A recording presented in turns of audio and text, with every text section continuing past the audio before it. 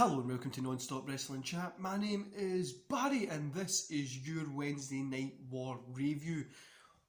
Two shows were great, guys. Both the shows were great. There was a winner just by the smallest margin, but the two shows were definitely great here. So we're going to kick off with the AEW review. At the end we have a new segment called Smart Tears. So I hope you enjoy that. And so we're going to just get into this. First of all, we've got AEW, so TNT Championship match, which is Sonny Kiss versus Cody Rhodes. Winner, Cody Rhodes. Give us 2.5 stars. It was just a hair over 10 minutes long. Admittedly, the wrestling...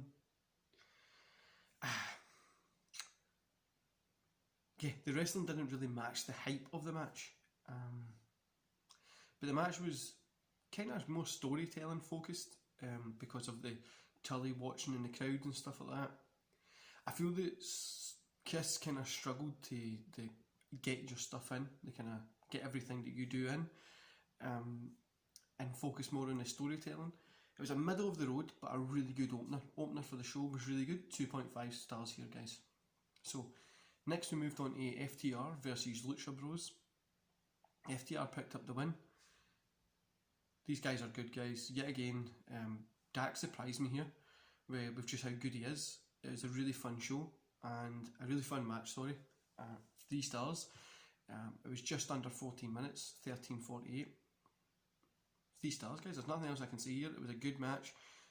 So far, my thoughts coming from these both matches is I think this is going to be a good show. Then we moved on to a couple of segments. These were fun, but also a little bit... So we had Butcher and Blade talking from the truck to FTR. Young Bucks are sneaking up behind them. They attack. The Bucks grab the keys and head to the ring. Out comes Kenny with a cooler. Matt has the keys, offers them to Dax.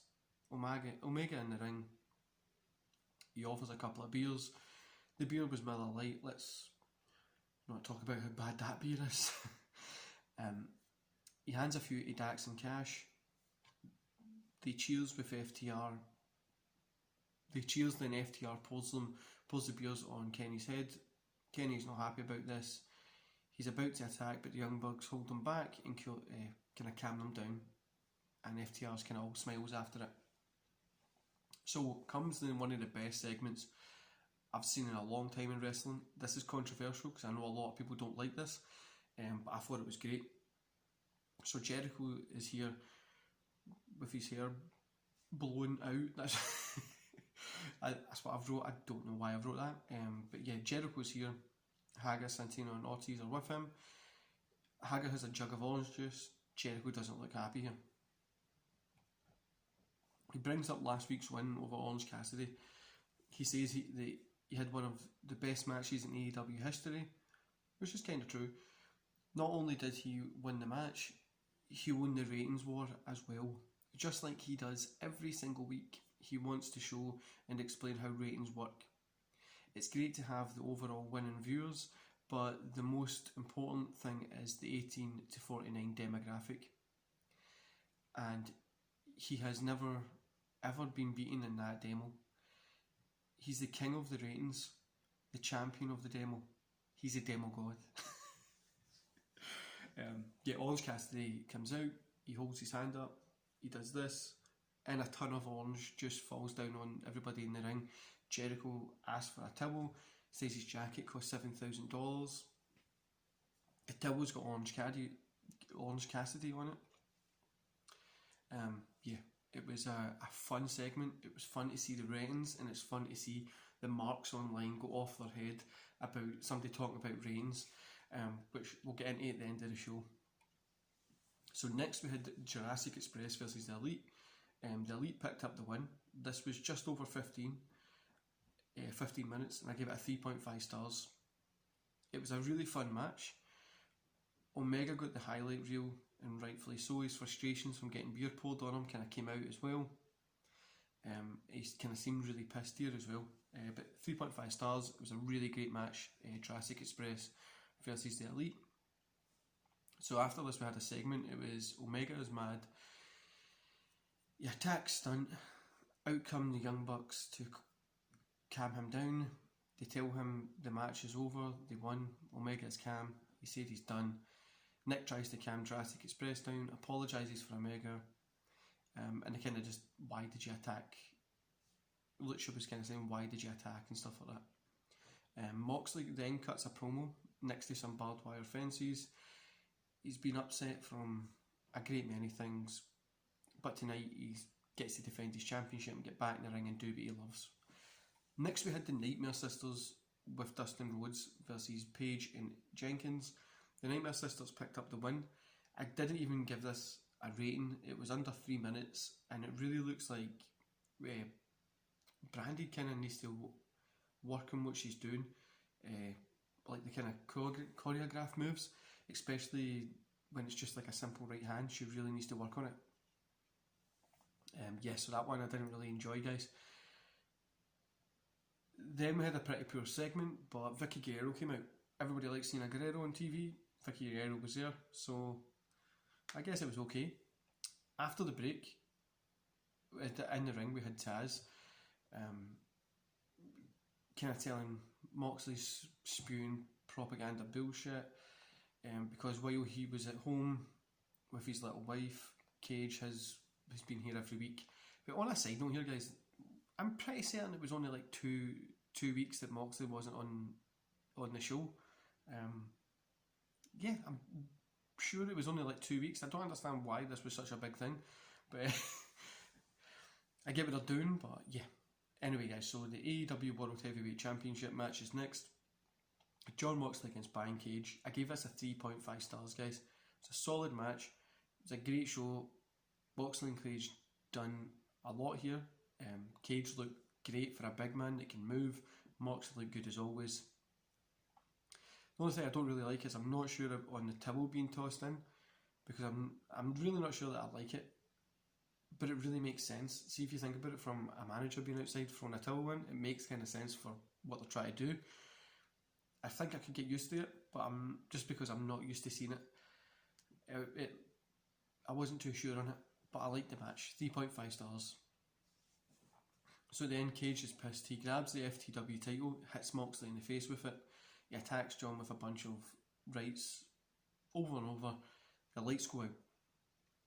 Darby is on the top rope. He dives off with his skateboard and drives it into the face of Brian Cage. Show ends. Great show, guys. Overall, I gave it a 3.5 stars for the whole show. While tonight's episode wasn't the best one, I would say last week was better, but it was great. Every match was great. Everything moved stories forward. All kind of had purpose. And compared to Raw and Impact Wrestling, it done something that wrestling really needs. Keep moving forward and got you interested for next week. Anyway, guys, so we're going to move on to NXT. We start the show with a Keith Lee becoming double champion kind of recap. Then we have like Finn Balor, Damian Priest, Grimes, Thatcher, all having a video to see how they're going to knock him off, like dethrone him. Then we have Karrion Kross just saying TikTok. Oh, Karrion Kross and a TikTok. Not the Mad app. Keith Lee's introduced to address the crowd. He talks about losses and how he's came so far. Then Dominic Jovic. You know, I can't say names, guys, but Dominic, I'm just going to call him Dominic, came out and Keith Lee says that he asked William Regal if Dominic can be the one who challenges for the title tonight. Dominic accepts, and yeah, that match is obviously the main event, I think, or midway through the show. Anyway, guys, then we had Cameron Grimes versus Damian Priest. This was just a hair under 10 minutes. Priest picked up the win.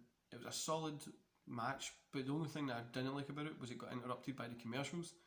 I feel it kind of took the heat out of the match. So I gave it 2 stars, but it was a solid match. Then we had Hartwell versus Blackheart. Hartwell picked up the win, just over 4 minutes, 4 minutes 6. I gave it 2 stars. It was a surprise result for Hartwell to pick up the win, and it was an okay match. It was nothing special. and it was nowhere near the top match of the night.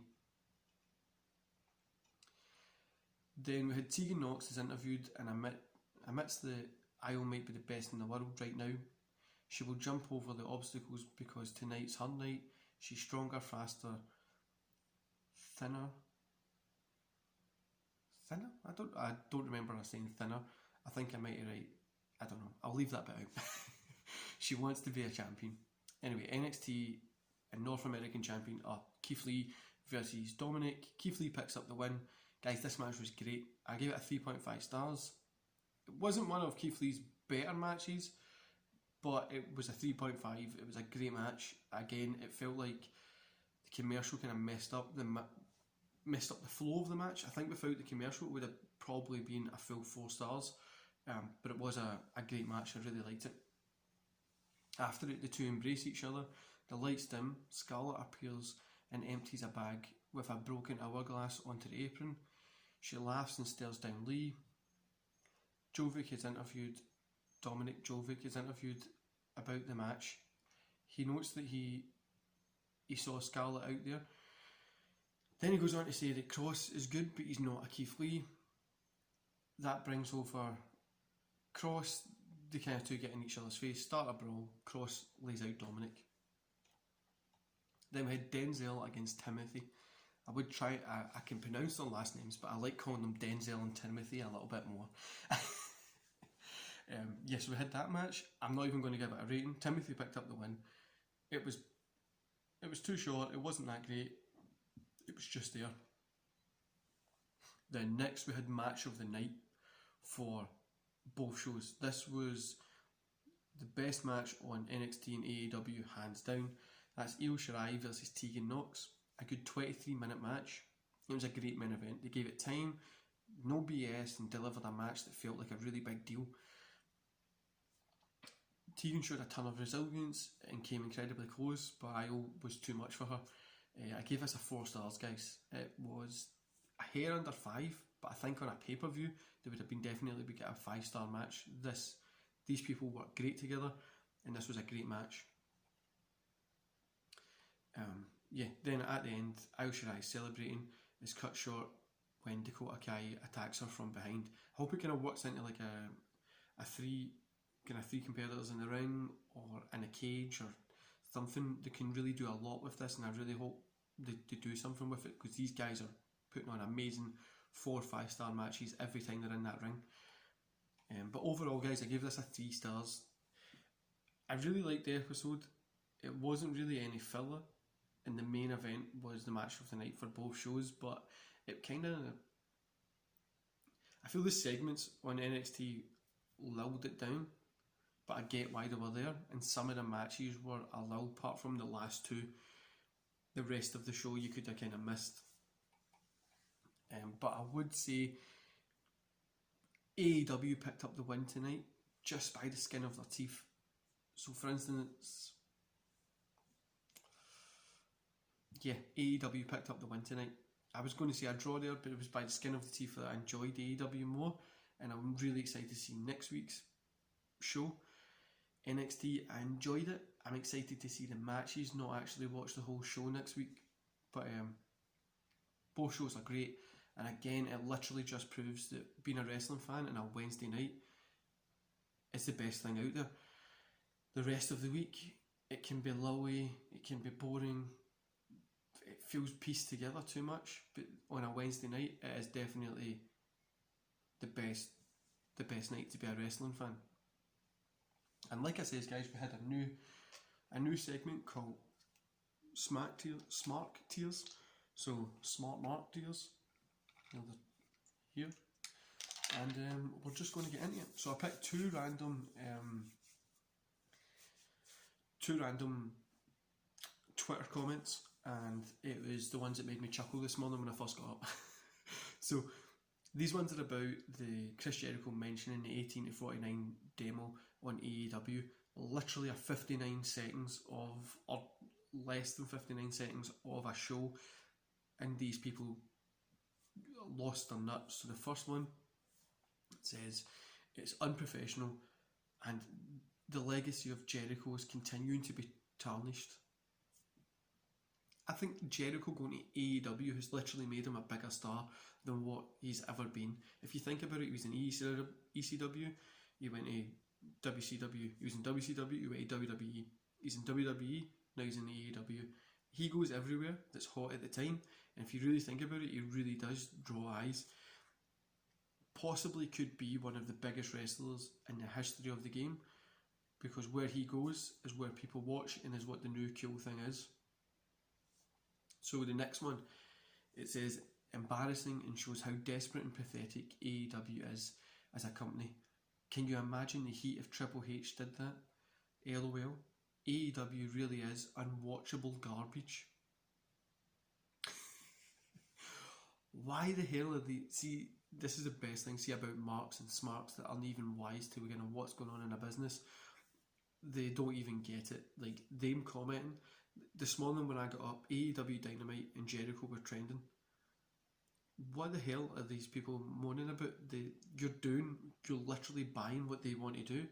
They're buying controversy. They're buying, you're buying controversy. You're buying them views. People are going to be checking out. It's literally, it's so silly.